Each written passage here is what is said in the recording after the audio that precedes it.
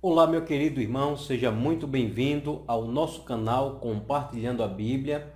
É com prazer imenso que eu quero saudar a você com a gloriosa paz do nosso Senhor e Salvador Jesus Cristo.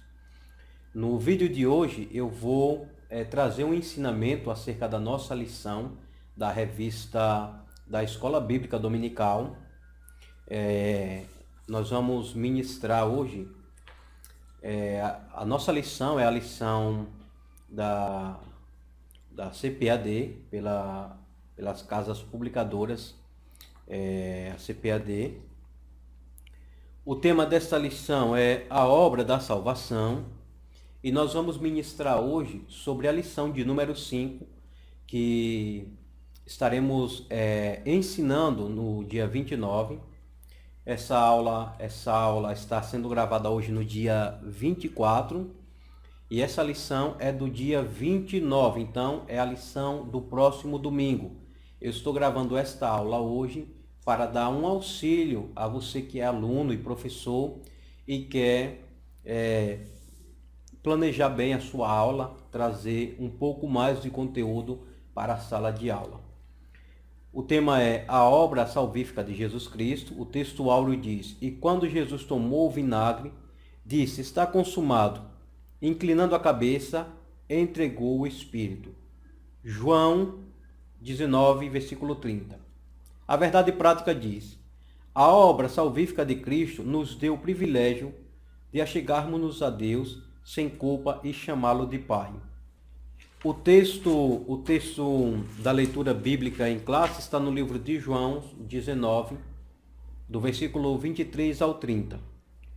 Nessa lição de hoje nós temos como objetivo explicar o significado do sacrifício de Cristo, como se deu a nossa reconciliação com Deus e discutir a respeito da redenção eterna. A introdução, ela diz o seguinte: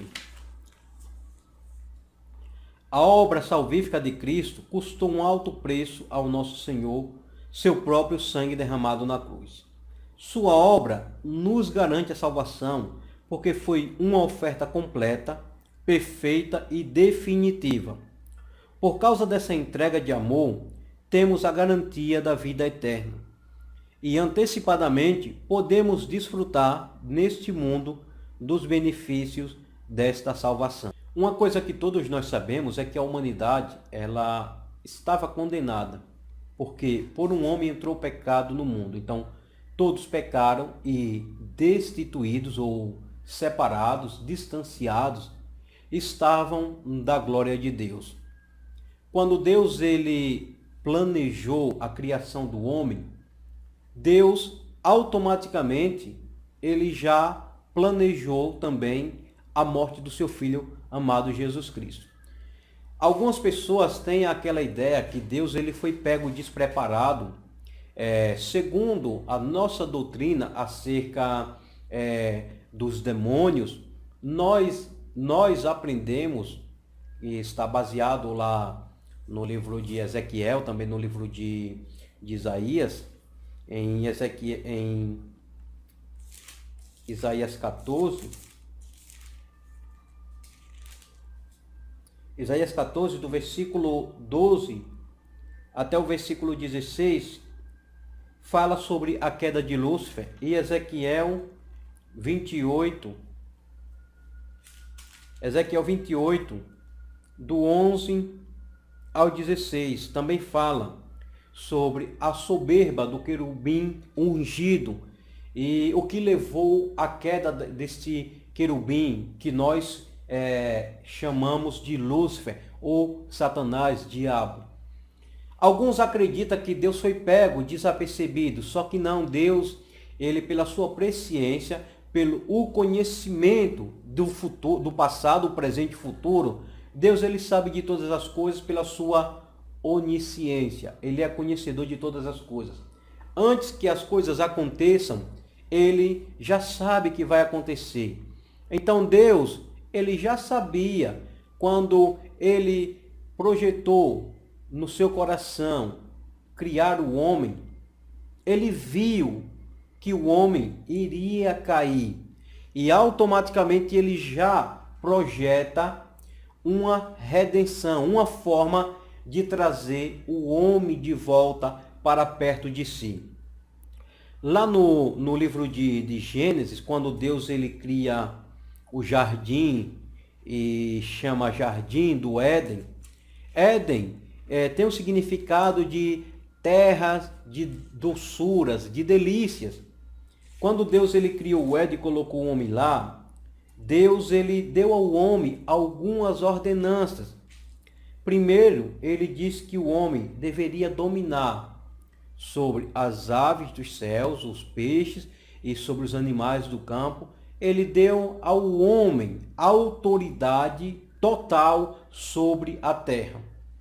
Acreditamos que este Adão, o primeiro homem, no seu primeiro estágio, aonde as suas vestes eram vestes de glória, e após o pecado, após ele comer do fruto proibido, ele viu que estava nu, porque as suas vestes de glória, elas desapareceram, e ele fez para si, ele se cobriu com folha de figueira, aonde vem o projeto de Deus, ali logo no começo, no princípio da criação. Deus ele vai e mata um animal, ele sacrifica um animal, ele tira a sua pele e faz vestimenta para o homem e para a mulher. A Bíblia só diz que foi pele de animal. Só que a tradição judaica está no capítulo 3, no versículo 21. E fez o Senhor Deus a Adão e a sua mulher túnicas de peles e os vestiu.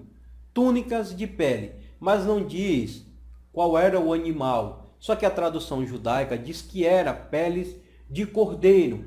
Então, um cordeiro ou 2 cordeiros foram mortos, sacrificados, e Deus fez roupas para o homem e para a mulher. Esse cordeiro também já apontava para o sacrifício expiatório de Cristo. No capítulo 2, o versículo 15, diz o seguinte, Gênesis capítulo 3, versículo 15, e porém inimizade entre ti e a mulher, e entre a tua semente e a sua semente. Essa te ferirá a cabeça e tu lhe ferirás o calcanhar. Isso já apontava para o sacrifício de Cristo. Ele viria descendente de uma mulher e ele seria ferido, ou seja, iria derramar sangue para pagar uma dívida que foi feita pelos nossos pais. Nós vamos ver no capítulo 2, o versículo 17, a ordenança bem clara que Deus deu ao homem. Mas da árvore da ciência do bem e do mal, dela não comerás, porque no dia em que dela comeres, certamente morrerás. No livro de Levítico, capítulo de número 18, capítulo de número 25, o versículo 47, diz o seguinte: quando a mão do estrangeiro e peregrino que está contigo alcançar riqueza, e teu irmão que está com ele empobrecer e se vender ao estrangeiro, ou peregrino que está contigo, ou a raça da linhagem do estrangeiro, depois que se houver vendido, haverá resgate para ele. Um de seus irmãos o resgatará. Ou seja, o homem ele fez uma dívida, ele se vendeu, Deus deu a ele, entregou nas mãos dele, digamos que uma escritura, que era da propriedade de toda a terra, pertencia ao homem. Só que aqui diz que se ele empobrecesse e se vendesse ao estrangeiro, ele tinha direito a um resgate. O seu parente mais próximo, que era chamado de remidor, poderia vir pagar a dívida e resgatar de volta as terras. Algumas pessoas, quando fazia dívidas altíssimas e não tinha propriedade para pagar, os credores vinham para ver o que ele tinha de valor. E se ele não tivesse nada de valor para pagar a dívida, se ele tivesse filhos, aqueles credores levavam os seus filhos como escravo. O homem, quando ele pecou, quando ele comeu daquele fruto proibido, ele tanto se vendeu, como também vendeu a terra. No livro de Lucas, no capítulo 4, quando Jesus foi levado pelo Espírito ao deserto para ser tentado pelo diabo, o diabo ele falou algo que nos dá a entender justamente o que está escrito lá no livro de Levítico 25:47, onde o homem vendeu, quando ele desobedeceu a Deus, ele passou o direito da propriedade para o estrangeiro, que simboliza o nosso adversário. Lucas capítulo 4, versículos 5 e 6 diz: E o diabo, levando a um alto monte, mostrou-lhe num momento de tempo todos os reinos do mundo, todos os reinos do mundo. E disse-lhe o diabo: Dar-te-ei a ti todo esse poder e sua glória, porque a mim me foi entregue, e dou a quem quero. Quem foi que entregou a ele? Alguns vão dizer, ele estava mentindo. Em parte ele estava mentindo, mas por outro lado não.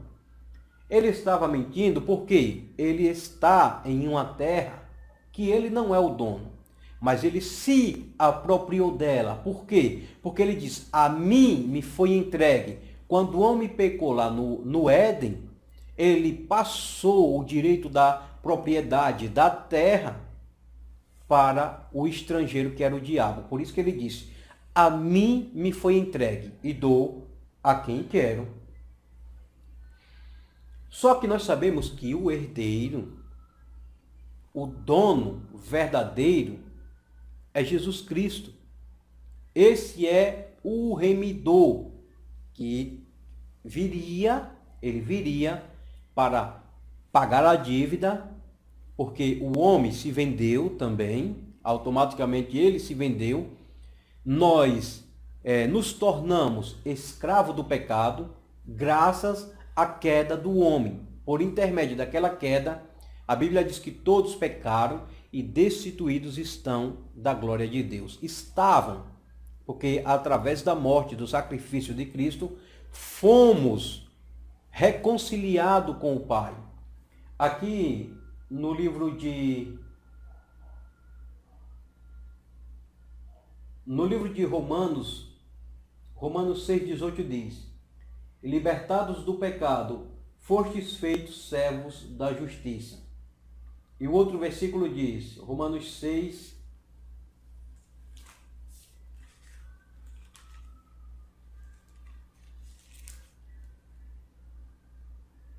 Romanos 6:22. Mas agora, libertados do pecado e feitos servos de Deus, tende o vosso fruto para a santificação e, por fim, a vida eterna. Éramos escravos do pecado, porque através da desobediência de Adão e Eva, todos pecaram e foram separados da presença de Deus.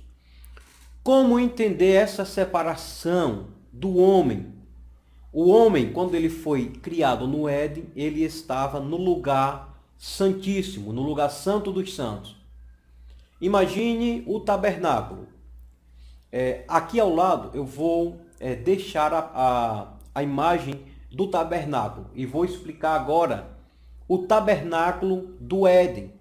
No Éden existiu o primeiro tabernáculo, que apontava já para o tabernáculo que Deus iria ordenar a Moisés, que era também apenas a sombra do verdadeiro que está lá nos céus. Então, aqui ao lado nessa imagem você vê a imagem do tabernáculo. Então nós vemos o tabernáculo, tem o átrio que é o lugar de sacrifício, derramamento de sangue.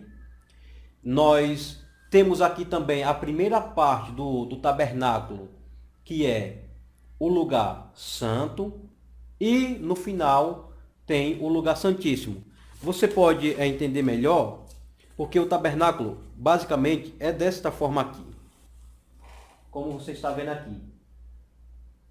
É um quadrado dividido em 3 partes. A primeira parte, essa aqui de cima, era o Jardim do Éden, o lugar santíssimo, aonde o homem ele tinha acesso direto a Deus. Todos os dias, ao cair da tarde, Deus vinha se comunicar com o homem, se relacionar com o homem. A partir do momento que ele desobedeceu, ele foi expulso. Ele estava na presença, agora ele passou para diante da presença. Ou seja, do primeiro lugar, que era o lugar santíssimo, ele foi expulso do jardim. Do lugar santíssimo, ele veio para o lugar santo. Ele já não tinha mais acesso ao lugar santíssimo. Por que ele não tinha mais acesso ao lugar santíssimo? Porque o homem, ele não podia mais ultrapassar. Existia uma barreira. No tabernáculo existia um véu. Existia um véu que era feito de cortina, uma cortina muito grossa. Só que essa cortina aqui que fazia a separação do lugar santo para o lugar santíssimo era o querubim que Deus colocou lá para proteger a entrada do Jardim do Éden, ou seja, a entrada do lugar santíssimo. O homem não tinha mais acesso, porque se ele entrasse lá, se Deus não colocasse uma espécie de cortina, que no caso, eu estou falando cortina, que é apenas uma simbologia para você entender melhor, mas era o querubins guardando, vigiando. Se ele entrasse lá e ele comesse da árvore da vida, o homem, ele iria viver eternamente, e com isso, ele seria semelhante aos demônios. Eles seriam pecadores eternos, sem direito ao arrependimento e ao perdão. Então Deus expulsa ele, coloca uma divisão, uma barreira, que era os querubins, e agora ele está no lugar santo. Adão e Eva, ele tem filhos e filhas.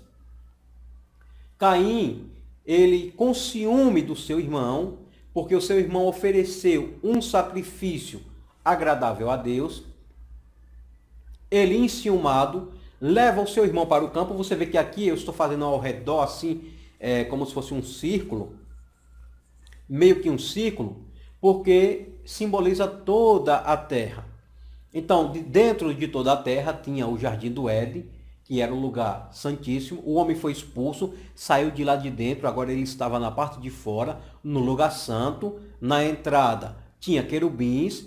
Caim agora, com ciúme, leva o seu irmão para o campo, que agora vem o terceiro estágio, que é o átrio. Então aqui era um tabernáculo que já existia lá no Éden. Lugar santíssimo, lugar santo, o campo para onde Caim levou o seu irmão Abel, que simbolizava o átrio, que era lugar de sacrifício, derramamento de sangue. Foi lá que ele matou seu irmão, ele derramou sangue inocente.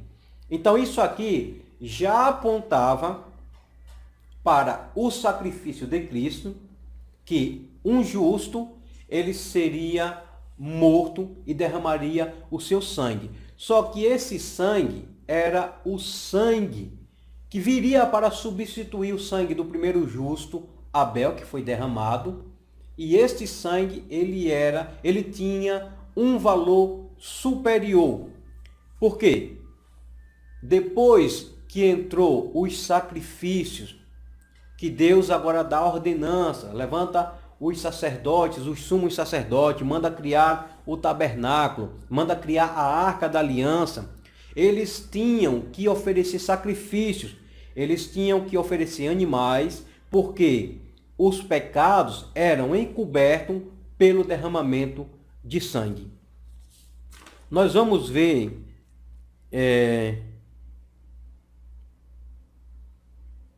no livro de Hebreus, no capítulo 10, o versículo 2, Hebreus 10, 2,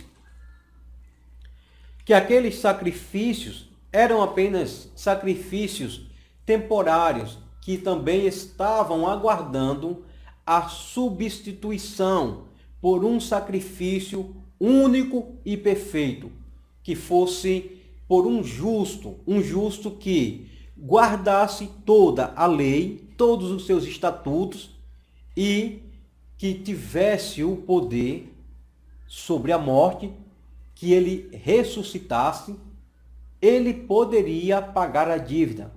Então Jesus era este homem, este cordeiro, que foi sacrificado desde a fundação do mundo, como está escrito aqui no livro de Apocalipse, capítulo 13, versículo 8, que diz: E adoraram todos os que habitam sobre a terra, esses cujos nomes não estão escritos no livro da vida do Cordeiro, que foi morto desde a fundação do mundo.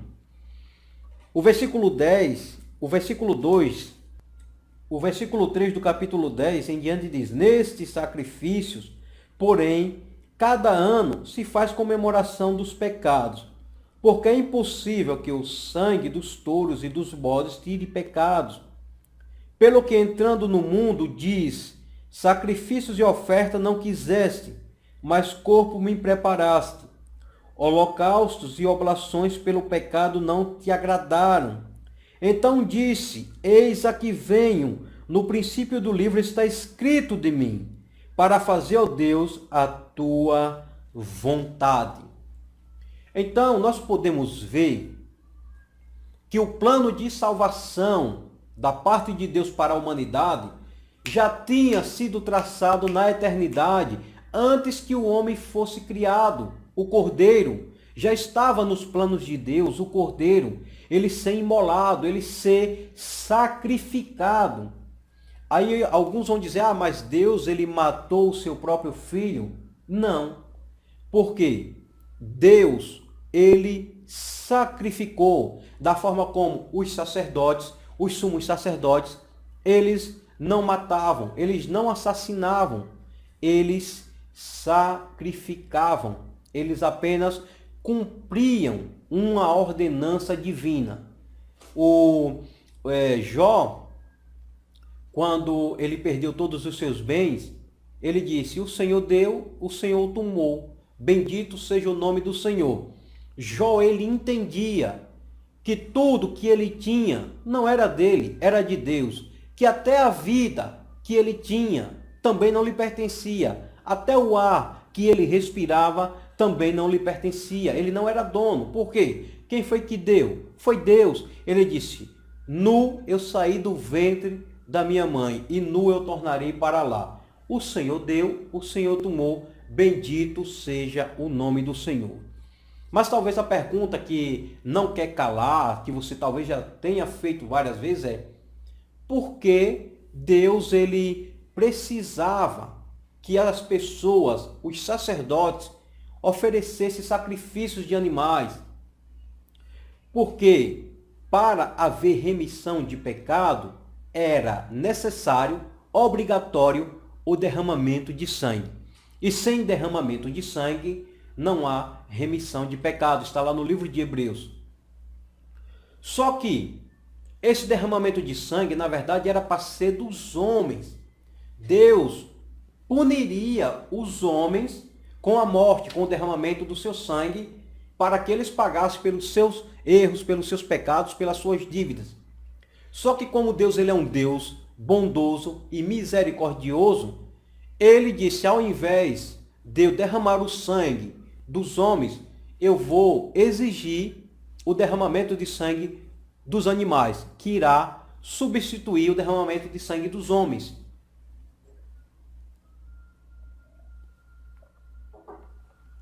Por esse motivo, era necessário o sacrifício de animais.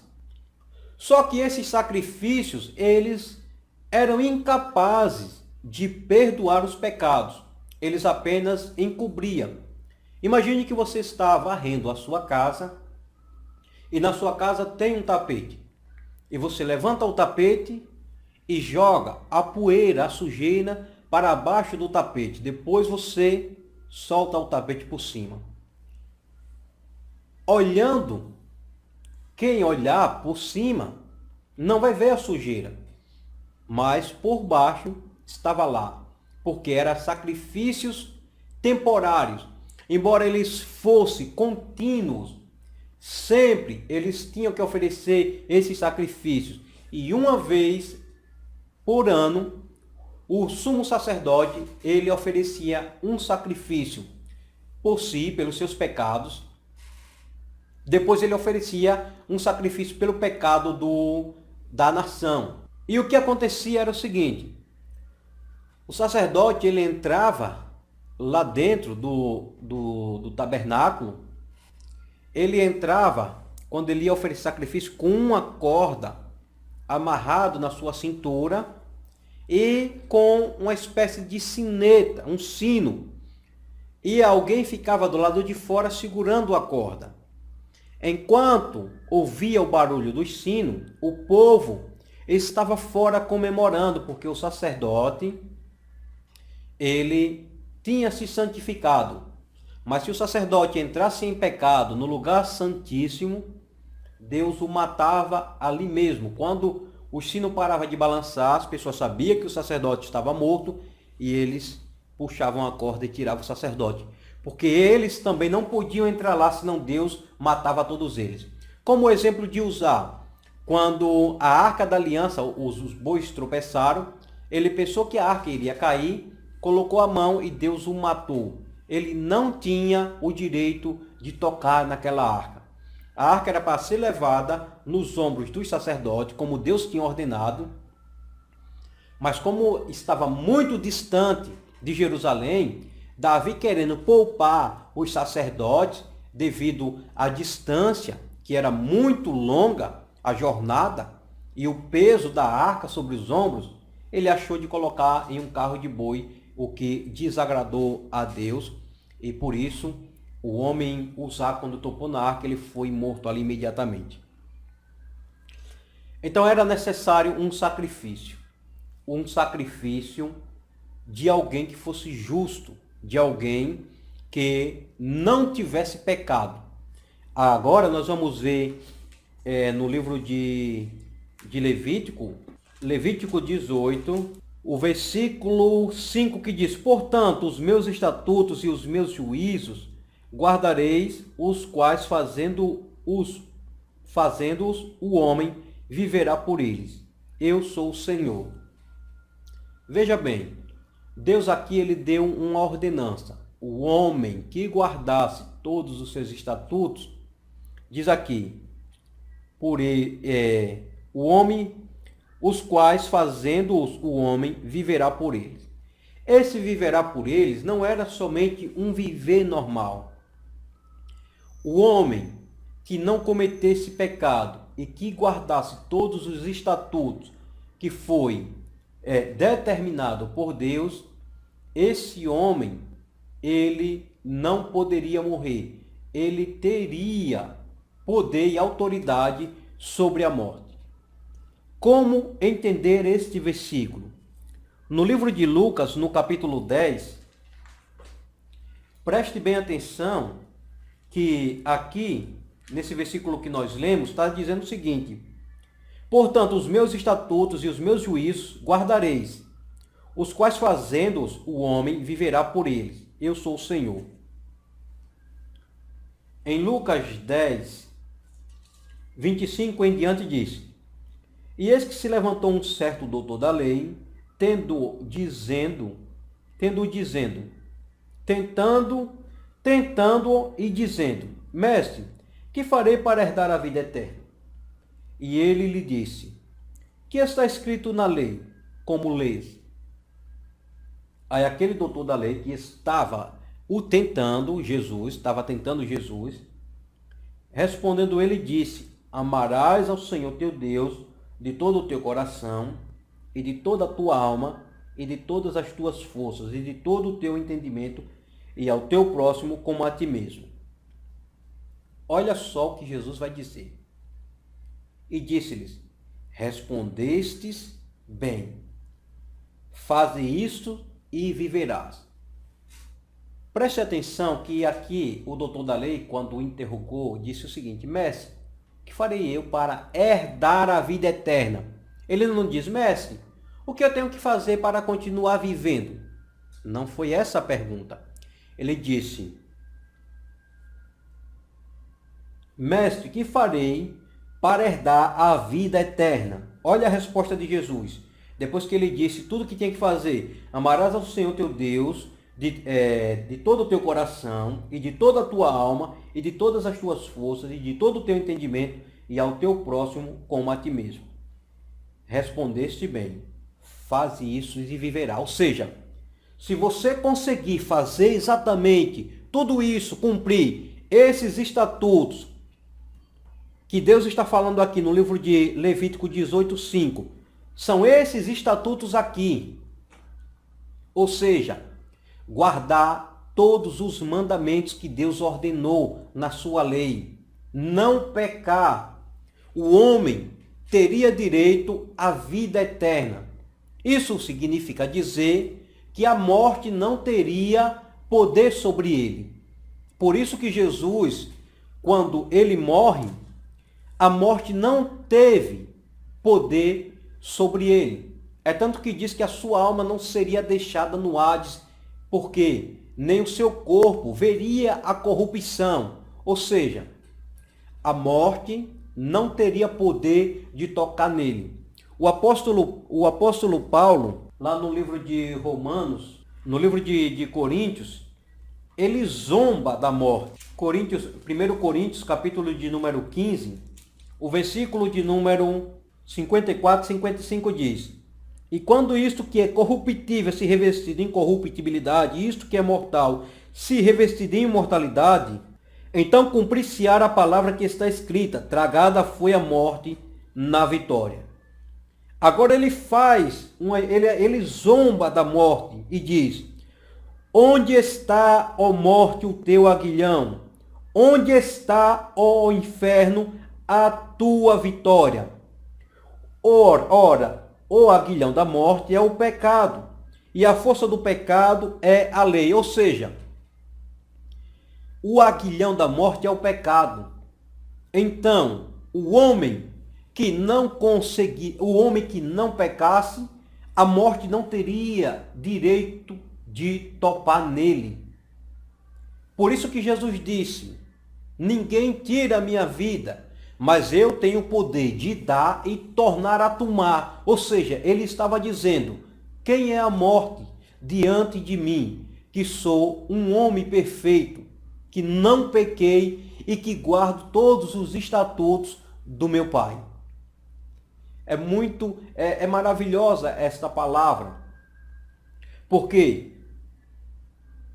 ele estava cumprindo todos os estatutos que está escrito no livro de Levítico 18:5, que nós acabamos de ler, sabendo que era necessário oferecer sacrifício, um sacrifício de um justo. Agora ele podia pagar a dívida. Por quê? Não era qualquer pessoa que poderia resgatar, pagar essa dívida e trazer de volta, pegar a escritura e trazer ela de volta e entregar nas mãos dos homens e dizer: está aqui, você agora está livre.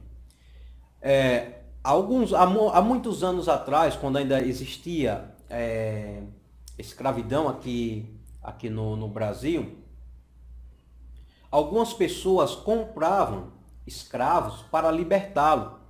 Eles davam a carta de alforria. Quando Jesus ele chega e ele morre justo, oferecendo um sacrifício único e perfeito, como está escrito no livro de Hebreus 10:2 diz: de outra maneira, teriam deixado de se oferecer, porque, purificado uma vez, os ministrantes nunca mais teriam consciência de pecado. Nesse sacrifício, porém, cada ano se faz comemoração dos pecados, porque é impossível que o sangue dos touros e dos bodes tire pecado. Pelo que, entrando no mundo de sacrifício e oferta, não quisesse Aquele sacrifício não era algo que agradava a Deus, que Deus dizia, não, esse é o sacrifício perfeito. Não, Deus sabia que aquilo ali era apenas um paliativo, algo passageiro, mas que o verdadeiro cordeiro, que seria imolado, iria oferecer um único sacrifício, porque os sacerdotes todo ano tinham que oferecer sacrifício, inclusive pelos seus próprios pecados. Só que Jesus, ele nunca pecou. Então ele não precisava oferecer um sacrifício por si mesmo. Até mesmo porque ele era o cordeiro, que João, quando viu ele vindo na sua direção, disse: eis aí o Cordeiro de Deus que tira o pecado do mundo. Aquele que sem pecado carregou sobre os seus ombros o pecado de toda a humanidade. Aquele que era justo, um inocente, foi feito maldição pelos nossos pecados, como está escrito no livro de Gálatas, Gálatas 3, versículo 12, que diz: ora, a lei não é da fé, mas o homem que fizer estas coisas, por elas viverá. Mais um texto confirmatório do que nós já lemos em Levítico 18:5 e também no livro de Lucas 10. Agora o versículo que fala que Cristo se fez maldição por nós. Cristo nos resgatou da maldição da lei, fazendo-se maldição por nós, porque está escrito: maldito todo aquele que for pendurado no madeiro. Esse versículo está no livro de Deuteronômio 21, versículo 23. Se você quiser ler, está lá em Deuteronômio 21, 23, onde está dizendo que todo aquele que fosse pendurado ao madeiro era considerado maldito. Por isso, Jesus se fez maldição por nós. Pelos nossos pecados, ele foi pendurado em um madeiro, se fazendo maldito por nós. Agora esse versículo 12, ora, a lei não é da fé, mas o homem que fizer estas coisas por elas viverá. Todo aquele que guardasse, só que ninguém conseguiu guardar. Por isso que Jesus foi o único que pagou a dívida oferecendo um único sacrifício, o sacrifício verdadeiro. O outro ponto, Jesus ele veio para oferecer um sacrifício, ele cumpriu. Só que não foi só oferecer um sacrifício. Ele precisava mostrar para a humanidade que Deus não havia se esquecido, que Deus queria trazer os seus filhos de volta para perto de si. Então Jesus também veio para reconciliar o homem caído, para trazer o homem de volta. Lembra que eu falei que o homem estava no lugar santíssimo quando ele pecou, comendo do fruto proibido? Ele foi expulso para o lugar santo. Mais tarde, Caim leva Abel para o campo e tira a vida dele e se distanciou mais da presença de Deus. Jesus veio, ofereceu sacrifício, pagou a dívida, resgatou as nossas almas da mão do nosso adversário. E agora o que foi que Jesus fez? O homem se afastou mais de Deus, saiu daqui do Santíssimo para o átrio. Veio para o lugar santo, depois para o átrio.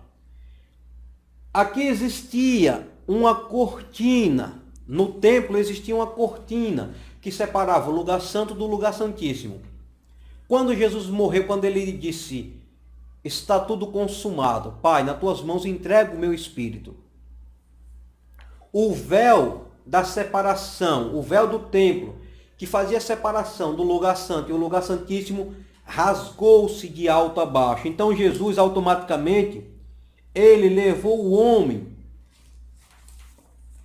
de volta do átrio para o lugar santíssimo. Hoje você não precisa mais que um sacerdote ele vá até o lugar santíssimo, um sumo sacerdote vá até o lugar santíssimo oferecer um sacrifício pelos seus pecados. Não. Hoje você vai e entra diretamente no lugar santíssimo. Aonde é o lugar santíssimo? Quando Jesus encontrou com aquela mulher, ele disse, olha, a hora vem e agora é, em que os verdadeiros adoradores adorarão ao Pai em espírito e em verdade. Não é nos montes, nem é em Jerusalém, mas em qualquer lugar aonde estiver um verdadeiro adorador, ele adorará o Pai em espírito e em verdade. Então, se você estiver buscando a Deus de todo o seu coração, com todo o seu entendimento, com toda a sua alma, a sua igreja é o lugar santíssimo. O seu quarto é o lugar santíssimo. O banheiro, a cozinha é o lugar santíssimo, onde você tem acesso direto a Deus, onde você fala com Deus, Deus ouve a tua oração, onde Deus fala com você, Ele responde a sua oração. Então Deus, Ele enviou o seu Filho para pagar a nossa dívida, nos reconciliar com Ele, porque existia uma inimizade. Inimizade essa causada pelo pecado, que era uma barreira, a barreira que separava o homem, porque a Bíblia diz que o pecado faz separação entre o homem e Deus. Quando Jesus ele paga a dívida, ele oferece aquele sacrifício, a barreira, o véu do templo foi rasgado, o pecado que fazia separação entre o homem e Deus, ele também foi lançado por terra. Isso não significa dizer que nós hoje não pecamos. O apóstolo João diz que aquele que diz que não tem pecado é mentiroso. Todos continuamos pecando. Só que existe uma diferença. No livro de 1 João, capítulo 2, versículo 1 e 2, ele diz, filhinhos, não pequeis, mas se alguém pecar, tem um advogado para com o Pai, Jesus Cristo o justo. Ele é a propiciação pelos nossos pecados, e não somente pelos nossos, mas o de todo o mundo. Jesus, ele é o sacrifício expiatório pelos pecados de todo o mundo. O sacrifício já foi feito, a dívida já foi paga, nós já fomos reconciliados com Deus. Ele nos levou de volta ao lugar santíssimo, ele nos deu completo acesso ao Pai. Eu me lembro que, certa feita, Filipe chega para Jesus e diz, Senhor, mostra-nos o Pai. E Jesus olha para ele, olha para os seus outros discípulos, acredito eu, e diz, Filipe, eu estou há tanto tempo convosco, e tu dizes, mostra-nos o Pai. Você não sabe que quem vê a mim, vê ao Pai, porque eu e o Pai somos um. Em todo momento ele dizia, olha, essa doutrina não é minha, mas é daquele que me enviou. Deus, ele enviou Jesus para nos reconciliar com ele, como aquele filho pródigo. Nós estávamos distanciados. Jesus, ele já pagou a dívida.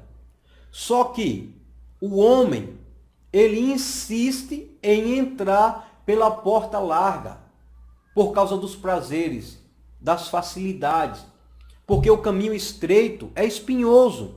Então aquele filho pródigo, ele estava distanciado da presença de Deus.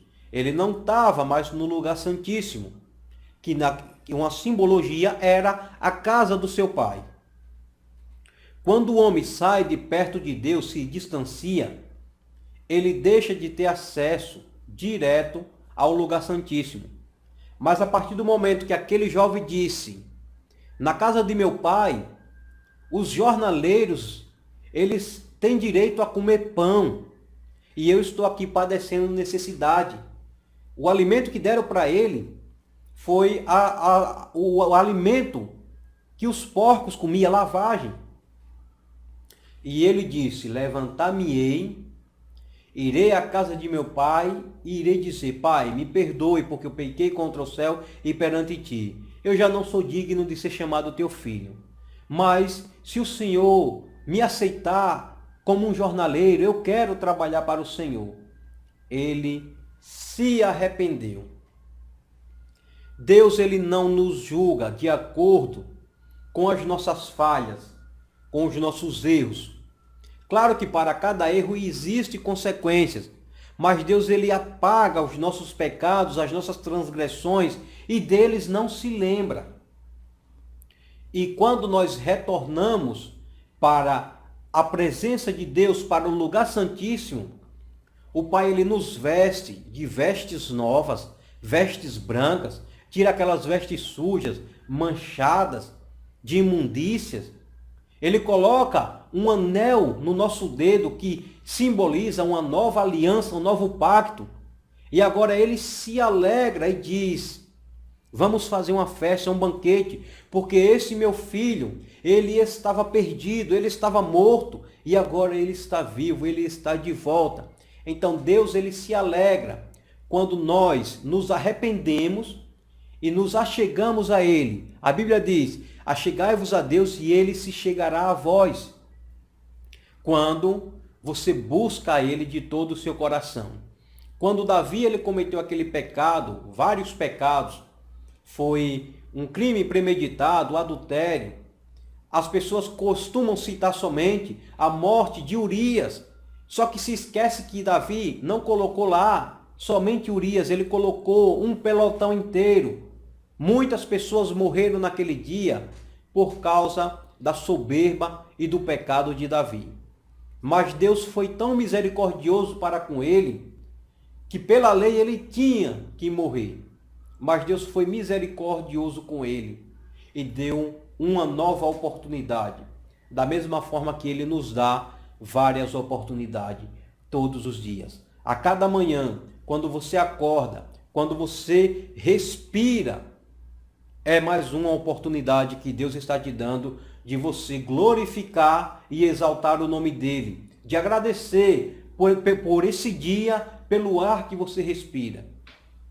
Porque tudo que você tem não te pertence, não é seu, pertence a Deus. Até os seus filhos, que você pensa que são seus, também não são, são do Senhor. O ar que você respira é apenas emprestado. Se ele disser, eu quero agora, você não viverá mais. Como aquele homem que construiu celeiro grande e disse, agora minha alma pode folgar, eu posso descansar. E Jesus diz, louco, esta noite te pedirão a tua alma, o que tens preparado para quem serás.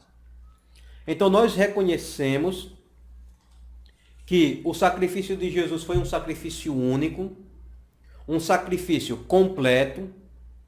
Os sacrifícios de antigamente era meritório. Eles achavam que eles eram justos, que eles mereciam. Só que eram sacrifícios temporários e passageiros. Mas o único sacrifício que merece verdadeiramente todo o mérito é o sacrifício de Jesus, porque foi o único sacrifício perfeito, capaz de não somente encobrir, como o sacrifício da primeira aliança encobria. O sacrifício de Jesus, ele veio e ele apagou todas as manchas das nossas vestes. Ele nos deu vestes novas, brancas, porque o sacrifício dele não encobria o pecado, o sacrifício dele apagava, eliminava por completo. E o último tópico, que é a redenção eterna. Jesus, ele nos comprou e ele nos deu direito de vida eterna. Nós sabemos que no livro de João, no capítulo 14, ele diz, não se turbe o vosso coração, crede em Deus, crede também em mim. Na casa de meu pai há muitas moradas. Se não fosse assim, eu vos teria dito, pois vou preparar lugar. E se eu for e vos preparar lugar, virei outra vez e vos levarei para mim mesmo, para que onde eu estiver, estejais vós também. Algumas pessoas dizem, Jesus foi preparar lugar. Não, ele não foi preparar lugar. O lugar já estava preparado. Ele apenas disse, se lá não houvesse um lugar, muitas moradas, eu teria dito, vou preparar lugar. Mas lá já existe muitas moradas, porque naquele grande dia ele dirá, vinde, benditos de meu Pai, possuí por herança o reino que vos está preparado desde a fundação do mundo. Então, em momento algum, Jesus, Deus, foi pego desprevenido. Não. Quando Lúcifer pecou, se rebelou, e juntamente com ele uma terça parte dos anjos, não pegou Deus despreparado nem de surpresa. Quando o homem e a mulher caíram lá no Éden, também não pegou Deus despreparado, não. Porque o cordeiro já estava preparado para ser imolado desde a fundação do mundo. O plano de Deus foi completo, sem falha, perfeito. Ele sabia que Lúcifer iria se rebelar, ele sabia que o homem iria desobedecer, então ele fez um pacote completo. Um plano de salvação foi projetado na eternidade e no tempo determinado por Deus, o Cordeiro ele foi apresentado à humanidade. O profeta Isaías, no seu livro, no capítulo 53, o versículo 7, diz: Ele foi oprimido, mas não abriu a boca. Como um cordeiro foi levado ao matadouro, e como a ovelha muda perante os seus tosqueadores, ele não abriu a boca. Estamos vendo e o profeta Isaías chamá-lo de cordeiro. E essa palavra se cumpre quando ele foi oprimido pelas nossas transgressões. E o castigo que nos traz a paz estava sobre ele. Pelas suas pisaduras nós fomos sarados. E quando ele estava lá diante do sinédrio, do sumo sacerdote, sendo interrogado, caluniado, acusado injustamente, com falsas testemunhas, aí eles perguntam: você não vai se defender? Mas para que se cumprisse esse versículo, como a ovelha muda, ou seja, como a ovelha ela fica muda perante aqueles que estão tosquiando o seu pelo, a sua lã. Da mesma forma, Jesus, ele permaneceu calado, mudo, sem reclamar, sem murmurar. Ele apenas estava aceitando o cumprimento do plano que foi projetado desde a eternidade. Ele sabia que foi para isso que ele foi manifestado. Ele era o mistério que estava oculto, mas que já existia desde a eternidade no coração de Deus, o plano de salvação para a humanidade. Que naquele grande dia, todos nós estaremos para sempre com o Senhor. Essa é mais uma das suas promessas. No livro de 1 Coríntios, no capítulo de número 15,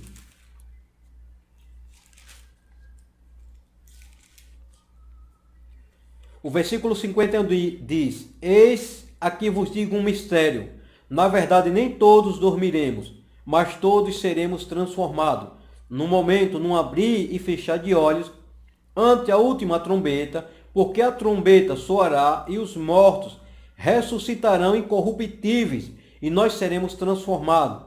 Porque convém que isso que é corruptível se revista da incorruptibilidade, e que isso que é mortal se revista da imortalidade. E quando isso que é corruptível se revestir da incorruptibilidade, isso que é mortal se revestir da imortalidade, então cumprir-se-á a palavra que está escrita: tragada foi a morte na vitória. O nosso corpo mortal, matéria, será transformado em um corpo incorruptível, ou seja, em um corpo glorioso. O nosso corpo será semelhante aos dos anjos, seremos igual, semelhante aos anjos. Quando aqueles homens tentando pegar Jesus sobre acerca do casamento, uma mulher teve tantos maridos, e lá no céu, qual será o seu marido? Jesus disse: lá no céu não casa, nem se dá em casamento, porque lá serão semelhantes aos anjos. Então nós seremos transformados. Aqueles que já morreram, eles ressuscitarão primeiro com corpos incorruptíveis, e juntos nos encontraremos com o Senhor nos ares e estaremos para sempre com Ele. Essa é a nossa redenção eterna. Iremos viver para sempre com o Senhor.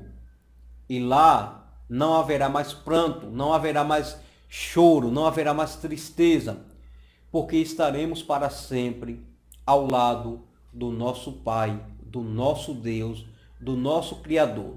Eu espero que você tenha gostado desse estudo, que tenha ajudado bastante a você a se preparar para a aula de domingo, que é sobre a obra salvífica de Jesus Cristo. Se você gostou desta aula, nós estaremos criando uma outra aula para a outra lição e estaremos publicando ainda essa semana para dar tempo dos alunos e professores meditar um pouco durante a semana para no domingo estar bem preparado para ministrar a aula para os seus alunos na congregação que você congrega. Eu espero que você tenha gostado. Se tem alguma dúvida, deixa por baixo. Eu estarei respondendo o mais breve possível. Todos os domingos terá uma aula nova sobre as lições bíblicas da Escola Dominical, que é criada pela CPAD. Sou obreiro na Igreja Assembleia de Deus, aqui na cidade de Aracaju, no estado de Sergipe. E sempre estaremos publicando também outros vídeos com a palavra de edificação, exortação, uma palavra de consolo. E às vezes, quando eu ministro também nas igrejas, quando eu filmo uma parte da mensagem, eu também estarei publicando aqui para trazer uma palavra de consolo para o seu coração. Se você gostou desse vídeo, compartilha ele nos seus grupos, no grupo da sua igreja, através do WhatsApp, através da sua página de fãs, no seu perfil, dá um joinha. E aqui abaixo desse vídeo tem uma espécie de catraca ou um sino. Clica nesse sino ou nessa catraca e marca a opção receber notificação, porque todas as vezes que eu lançar um novo vídeo aqui, o YouTube vai mandar um e-mail para você te notificando e você receberá esse conteúdo em primeira mão. Deixa um comentário, diga o que você achou da lição, se você tem alguma dúvida, um elogio, uma crítica, estamos aqui para isso. As críticas construtivas, elas nos ajudam a melhorarmos cada dia mais. Então, um forte abraço, fica na graça e na paz do nosso bondoso Salvador Jesus Cristo e até o próximo vídeo. Tchau, tchau.